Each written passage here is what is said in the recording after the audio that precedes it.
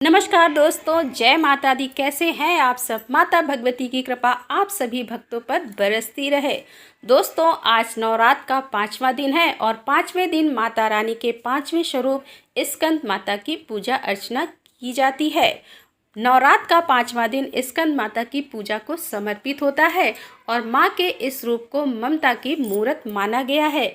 माँ की गोद में भगवान स्कंद यानी कि स्वामी कार्तिकेय हैं।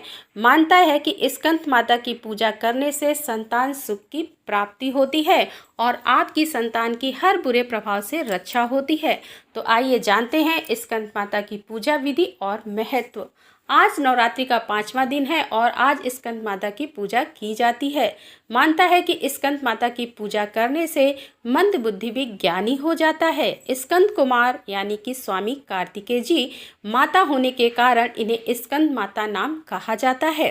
स्कंद माता की गोद में उनके पुत्र स्कंद शोभायमान हैं। स्कंद माता को माँ दुर्गा का ममतामयी रूप माना गया है। ऐसा माना जाता है कि नवरात्र में माँ इसका रूप ही पूजा करने से माँ संतान सुख का आशीर्वाद देती है।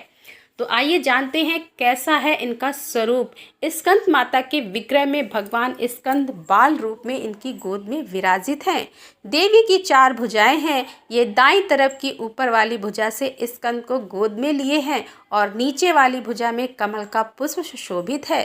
बाईं तरफ ऊपर वाली भुजा में वरद मुद्रा में है और नीचे वाली भुजा में कमल पुष्प है। इनका वर्ण एकदम श्वेत और ये स्वयं कमल के आसन पर विराजमान है, इसीलिए इन्हें पद्मासना भी कहा जाता है। सिंह इनका वाहन है। तो दोस्तों, स्कंद माता का ध्यान मंत्र क्या है, आइए जान लेते हैं। या देवी सर्वभूतेषु माँ स्कंद माता रूपेण संस्थिता, नमस्तस्यै नमस्तस्यै नमस्तस्यै नमो नमः। शास्त्रों में स्कंद माता की पूजा का महत्व कुछ इस प्रकार बताया गया है कि इनकी उपासना से भक्त की सारी इच्छाएं पूर्ण हो जाती हैं।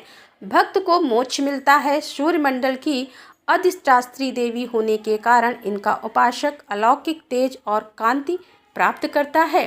पौराणिक मान्यताओं के अनुसार स्कंद माता माँ पार्वती का ही रौद्र रूप है। इस संबंध में यह कथा बताई गई है कि एक बार कुमार कार्तिकेय की रक्षा के लिए जब माता पार्वती क्रोधित होकर आदिशक्ति रूप में प्रकट हुई तो इंद्र भय से कांपने लगे। इंद्र अपने प्राण बचाने के लिए देवी से क्षमा याचना करने लगे। चूँकि कुमार कार्तिकेय का एक नाम स्कंद भी है तो सभी देवतागण माँ दुर्गा के रूप को मनाने के लिए उन्हें स्कंद माता कहकर पुकारने लगे और उनकी स्तुति करने लगे। तभी से माँ दुर्गा माँ के 5वें स्वरूप को स्कंद माता कहा जाने लगा और उनकी पूजा 5वीं अधिष्ठात्री देवी के रूप में होने लगी। स्कंद माता को वाणी की देवी भी माना गया है, इसीलिए जो लोग गायन, एंकरिंग या फिर ऐसे किसी और प्रोफेशन से जुड़े हैं जिसमें आपकी आवाज़ का महत्व होता है, उन्हें नवरात्र में विशेष तौर पर स्कंद माता की पूजा करनी चाहिए। जिन्हें गले में किसी प्रकार की तकलीफ या वाणी दोष है, उन्हें गंगा जल में 5 लौंग मिलाकर स्कंद माता का आचमन कराना चाहिए। माता का भोग क्या है। स्कंद माता को भोग स्वरूप केला अर्पित करना चाहिए। माँ को पीली वस्तुएं प्रिय होती हैं, इसीलिए केसर डालकर खीर बनाएं और उसका भी भोग लगा सकते हैं। नवरात्र के 5वें दिन लाल वस्त्र में सुहाग की सभी सामग्री, लाल फूल और अक्षत के समेत माँ को अर्पित करने से महिलाओं को सौभाग्य और संतान की प्राप्ति होती है।